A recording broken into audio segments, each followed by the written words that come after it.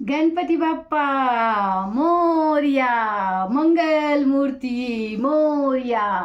हाच उत्साह, हाच एनर्जीने मी आज तुमच्यासाठी घेऊन आली आहे केस गळतीची विविध कारणं. आणि हे व्हिडिओ आपले गणपती बाप्पाचे 11 दिवस हा जो उत्सव चालणार आहे तोच आपला. आपण 11 विविध कारणं समजून घेणार आहोत आणि त्यावरती घरच्या घरी उपचार कसे करायचे किंवा आपल्या केसांची काळजी कशी घ्यायची ह्या गोष्टी मी तुम्हाला समजून सांगणार आहे. तर अनेक कारणं आहेत तशी. झोप कारण असू शकतं, पाण्याची कमतरता असू शकते किंवा हार्ड वॉटर हे कारण असू शकतं, केमिकल प्रोडक्ट वापरणं हे पण कारण आहे, उष्णता कारण आहे, त्यानंतर हार्मोन इनबॅलन्स प्रॉब्लेम आहे, त्याच्यानंतर PCOD किंवा अजून खूप सारे गोष्टी आहेत की ज्या तुमच्या केस गळण्यासाठी कारणीभूत आहेत. पण आज आपण पहिलं कारण जे समजून घेतो आहोत ना ते म्हणजे हार्मोन्स बिघडणं आपल्या शरीरातलं. बरं, हे हार्मोन्स म्हणजे तरी काय? तर हे एक प्रकारचे केमिकल्स आहेत. लक्षात घ्या, आपल्या शरीरामध्ये ते समतोल राखण्याचं काम करतात. ते आवश्यक आहेत. ते आपल्या शरीराला ऊर्जा देतात, चांगली झोप देतात, त्याच्यानंतर आपलं पचनक्रिया जी आहे ती योग्य पद्धतीने होते, हे यांचं हार्मोन्सचं काम आहे. पण त्याच्यामध्ये जर बिघाड झाला, इम्बॅलन्स झाला तर मात्र आपल्याला विविध दुष्परिणामांना सामोरे जावं लागतं. हेल्थ तर बिघडतेच, पण केसांवरती तर अगदी टक्कल पडणे, चाई पडणे यासारख्या समस्यांना सामोरे जावं लागतं. कारण मनस्थिती सुद्धा ढासळते, विविध आजारांना सामोरे जावं लागतं. अगदी कितीतरी लेडीजला म्हणजे आई होण्याचं जे सुख असतं त्या सुखापासून सुद्धा वंचित फक्त या बिघाडामुळे राहायला लागतं. तर मग हे बिघाड का होतात किंवा त्याच्यासाठी काय उपाययोजना आहेत या गोष्टी आपण आज या व्हिडिओमध्ये पाहणार आहोत. हां, तर ही कारणं वेगवेगळी आहेत.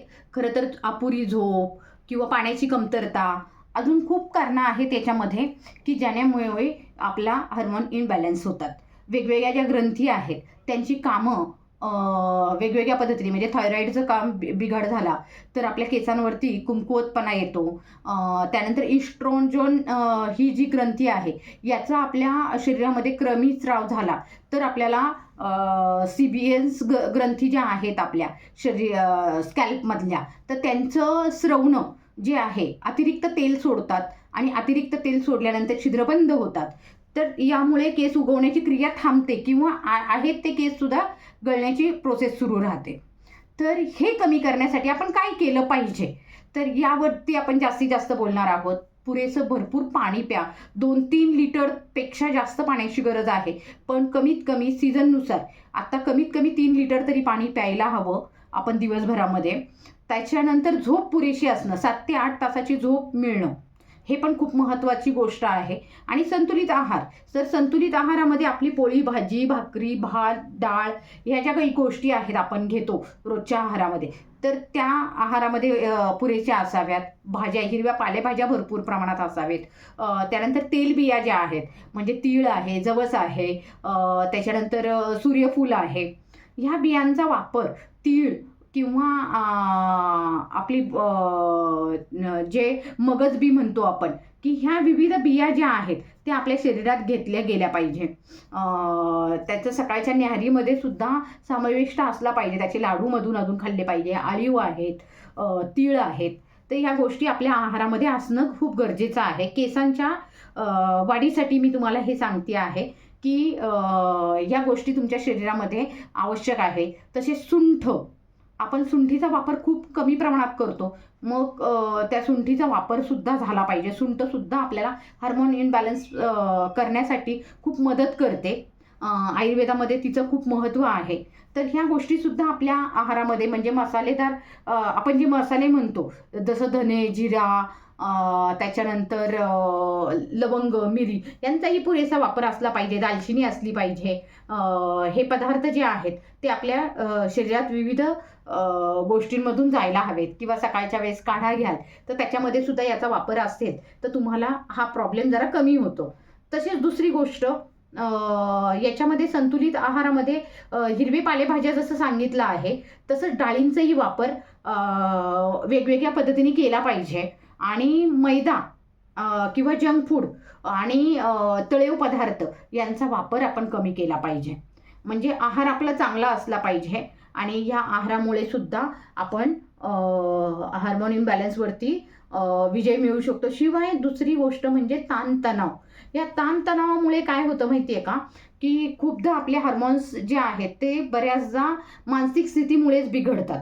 तर यासाठी आपल्याला ध्यानधारणा, व्यायाम, योगा, मेडिटेशन या गोष्टी केल्या पाहिजे. सतत सकारात्मक वाचन असेल किंवा स्वतःला आपण ज्या काही गोष्टी वाचतो, विचार करतो, त्या गोष्टीसुद्धा सकारात्मक असणं, आपण सकारात्मक लोकांबरोबर राहणं, हे सुद्धा तितकंच महत्त्वाचं आहे.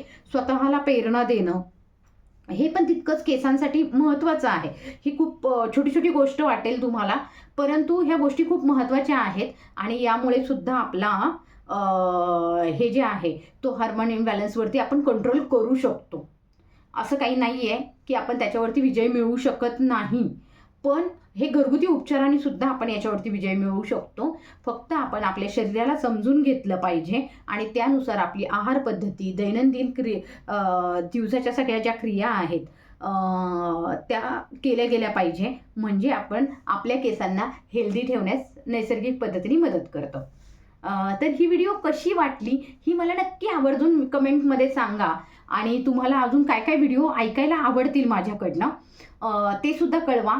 तसेच याच्यामध्ये तुम्हाला अजून काय काय अपेक्षित आहे हे सुद्धा नक्की सांगा. आपण सगळे घेणार आहोत 1 to 1 आहार पद्धती घेणार आहोत किंवा काही घरगुती उपचार सुद्धा घेणार आहोत की काय क्रिया केल्यानंतर तुम्ही याच्यातून तुम्हाला लवकरात लवकर केसांसाठी खूप चांगला रिझल्ट मिळणार आहे. तर ही व्हिडिओ नक्की शेअर करा, खूप लोकांपर्यंत जाऊ द्या आणि शेवटी गणपती बाप्पा मोरया, मंगल मूर्ती मोरया. धन्यवाद.